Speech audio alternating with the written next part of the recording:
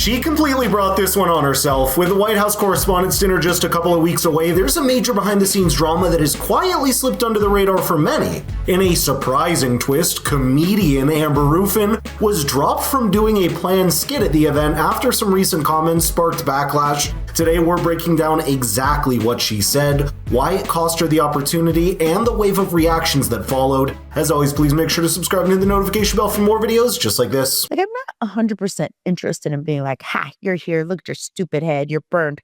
I care, you're kind of a bunch of murderers. I mean, so they were like, you need to be, equal and make sure that that you give it to both sides and blah, blah, blah. I was like, there's no way I'm going to be freaking doing that, dude.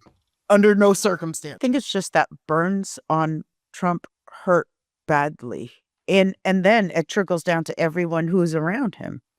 Because y'all also guilty. So I think they got their feelings hurt. And they want that false equivalency that the media does. They want that.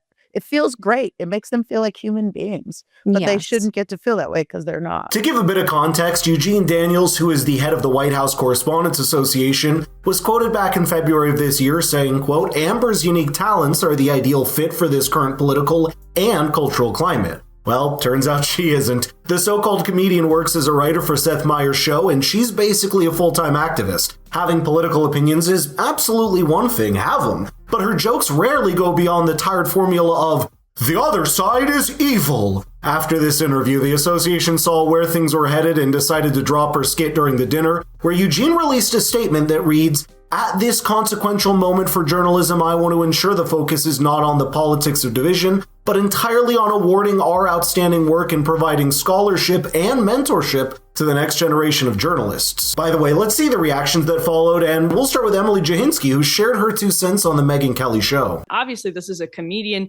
who is clearly on the left. She's not claiming to be anything else.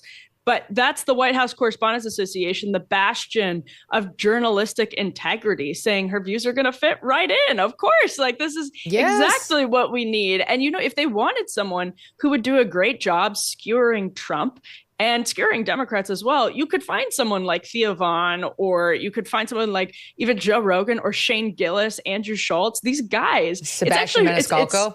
Right. And it's actually a really good parallel with what we're talking about with your New York Times interview. It's like they don't understand that some really popular comedians actually go after Republicans too, actually go after Trump. They're equal opportunity. In the same way a lot of podcasters are equal opportunity. They don't hold back when they disagree with him or when he does something that's, funny and could be spoofed or satirized. Exactly. As much as the far left would like you to believe that what Amber is doing is comedy, it's clearly not. I'm not the comedy police or anything, but if your routine consists of shouting your opinion to an echo chamber and getting a standing ovation from people who already agree with you, that's not humor, that's just group therapy. Comedy is supposed to make people laugh, sometimes uncomfortably, sometimes even controversially, but it has to be funny. What Amber's doing is preaching to the choir and calling it a punchline. There's just no clever setup, no twist. These are just statements followed by applause. That may work at an activist rally, but it's not going to land to an event that's already under the microscope for being overly political. The ladies of The View also had their own thoughts on this entire fiasco, and Sunny Hostin was the most delusional per usual. So here you go. I mean, it just seems to me that when you capitulate and give in to a bully, that bully will continue bullying you. It's like the schoolyard bully. If he takes your lunch one day, he's going to take your lunch again. And so this White House has taken control of the White House Correspondents Association, many of its duties, including who's going to be in the press pool. Now they're rearranging the seats in the briefing room so that legacy media is going to be in the back and some right-wing podcaster is going to be in the front. I think that you stand united as a press corps and you do things that you've always done. I mean, this has been an association since 1921. Mm-hmm. And when you talk about false equivalency, there is a false equivalency. Mm-hmm.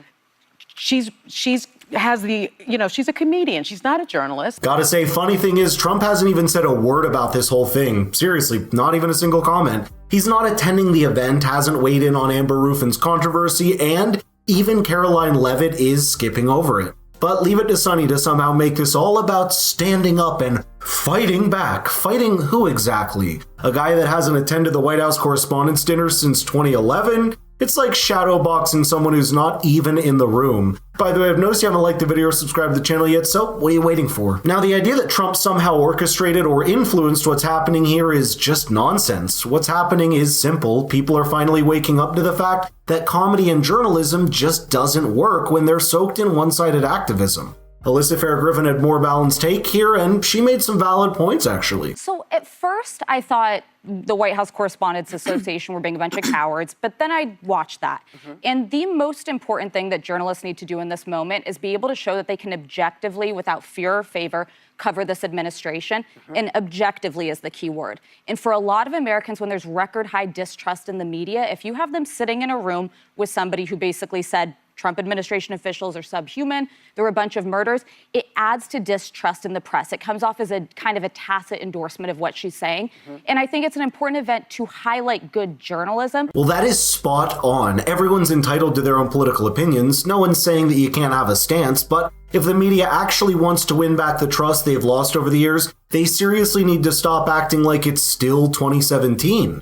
Times have changed. Trump didn't just scrape by this time. He won with the majority of votes. That's not something you can ignore or pretend didn't happen just because it doesn't fit your narrative. The numbers do not lie either. A recent Gallup poll showed that Americans' trust in the mass media is at its lowest point in more than 5 decades, with, quote, 33% saying they do not trust it very much and 36% saying they have no trust in it at all. That's more than 2/3 of the country. And one thing we haven't talked about is that there's talk of actually the White House participating in a counter-programming event with conservative journalists, which would actually take the air out of this event. But the long and short of it is there's a vibe shift in this town, and this is part of it, which is that it now hurts you to have some lunatic comedian appearing at the White House Correspondents Association dinner. And rather than be honest about that and say, this is not an appropriate entertainer for our dinner because she said X, Y, and Z, they're doing a New York Times, and they are lying to their audience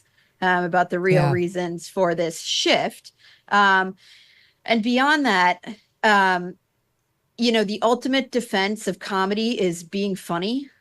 And she did not have. Well, we keep hearing about this supposed vibe shift, but let's be real, the headlines haven't changed one bit. It's still the same old playbook. Every move the president makes or anyone associated with him is met with negativity, spin, or outright hysteria. They'll slap together the most dramatic angle possible just to squeeze outrage clicks, and if there really was a shift happening, you'd expect to see a little bit of fairness or nuance, but I'd love to know your thoughts here, so let's get the conversation rolling in the comments down below. And if you want your friends and family to be informed just like yourself, please share the video with them. It means the world to us. Thank you so much for watching, and I'll see you in the next one.